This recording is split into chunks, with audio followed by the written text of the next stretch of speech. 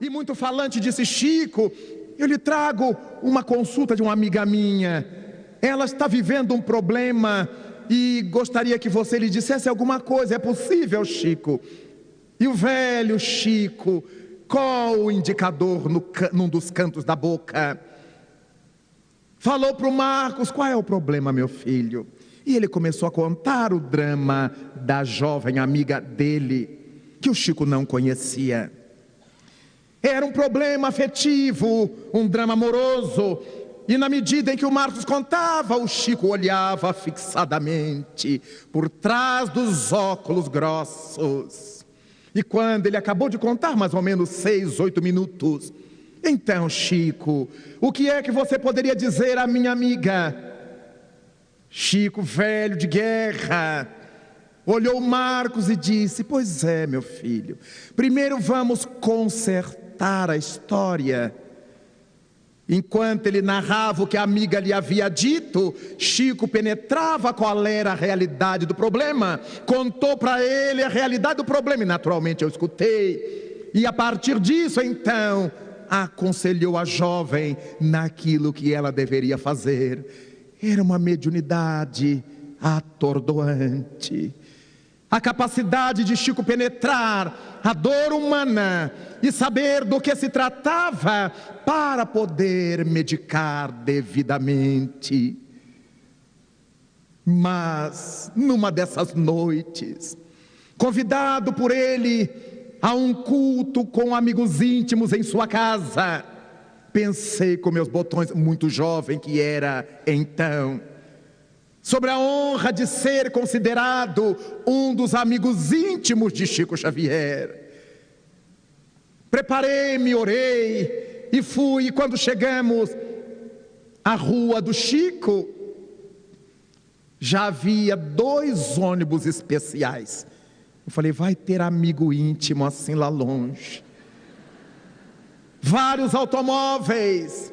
E quando penetramos a sala onde todos já estavam reunidos, e uma cadeira me esperava junto à mesa, seu Iker Batista me pôs ali sentado,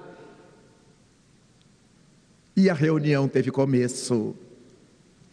Depois das leituras habituais de O Evangelho segundo o Espiritismo, de O Livro dos Espíritos, e seu Iker foi pedindo a alguns companheiros e a nós pessoalmente para tecer alguns comentários rápidos em torno dos textos lidos. Chico, num transe, começou a psicografar algumas mensagens dos benfeitores do além.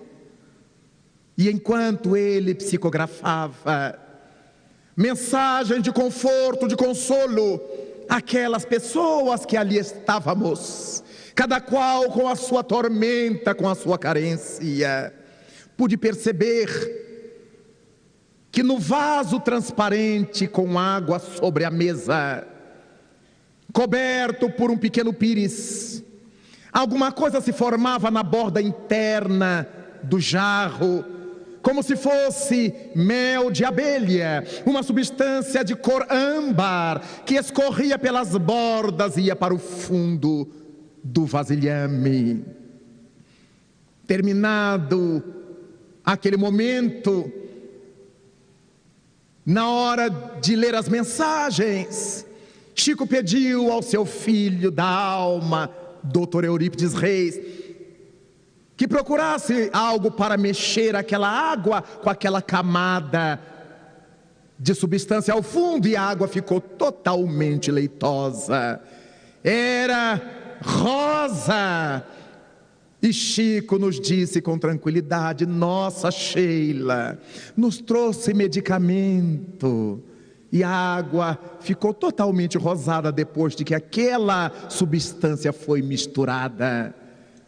Enquanto conversávamos, Chico nos contava sobre algumas presenças amigas do além, ali entre nós. Alguém bateu nos portões com dificuldade. Dr. Eurípides foi atender. Chico pediu que mandasse entrar. E vimos entrar 4 pessoas. Um homem carregando nos braços um menino desesperado, que chutava, que grunhia, acompanhado de uma senhora que era a mãe da criança e uma mais idosa que era a avó materna do menino. Alguém ofereceu os lugares, o conjunto de pessoas se assentou e houve um silêncio na sala, entrecortado pela agitação do menino. Pude ver pela primeira vez Chico Xavier num atendimento de emergência a alguém que acabava de chegar. Não fez estardalhaço, não fechou o olho, não abriu o olho, não se arrepiou, como é tão de praxe entre muitos médiuns. Não afirmou que o menino estava acompanhado com 5, nem com 10, nem com 15 obsessores. Fez silêncio, como se estivesse a ler o que se passava, ou a registrar desse mundo além o seio da ocorrência. Ergueu-se Chico, e a sala começou a ser inundada por um aroma de rosas frescas, como se alguém as estivesse macerando naquele momento e derramando sobre nós. Suave, pediu a alguém que fizesse uma pequena prece, e ele distendeu as mãos sobre o conjunto pai e filho, e o menino se foi acalmando, acalmando. Não vimos Chico estrebuchar, respirar ofegante, estalar dedo, chibatear o espaço. Eram as mãos de Jesus nas suas mãos. A criança dormiu, devia ter entre 7 e 8 anos de idade. O menino, o pai acomodou-a sobre os joelhos e as lágrimas caíam abundantes. Chico houvera perguntado, antes do passe, o de que se tratava, e a mãe, emocionada, disse que o menino não dormia há muitos dias. Havia meses que a família vivia em volta daquela tormenta. A criança desejava a todo custo partir para a autodestruição.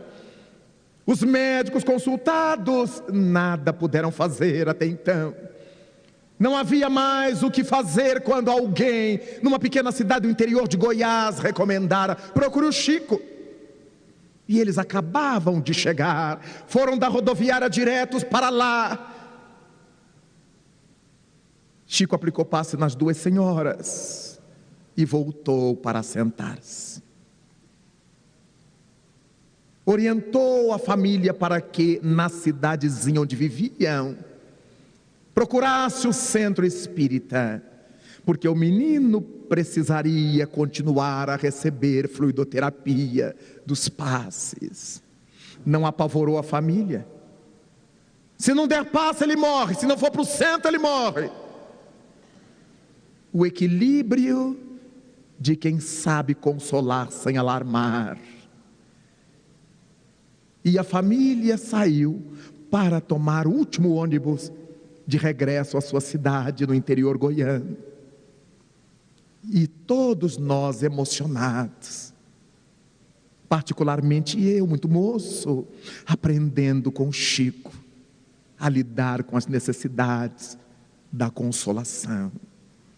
Disse-nos então o velho médium experiente, que fora doutor Bezerra de Menezes, que estivera ali, socorrendo ao menino e à família. Era um caso de um antigo suicida, e as entidades que o haviam levado ao suicídio em outras vezes intentavam de novo, pelo gênero de débitos por ele contraído no passado reencarnatório.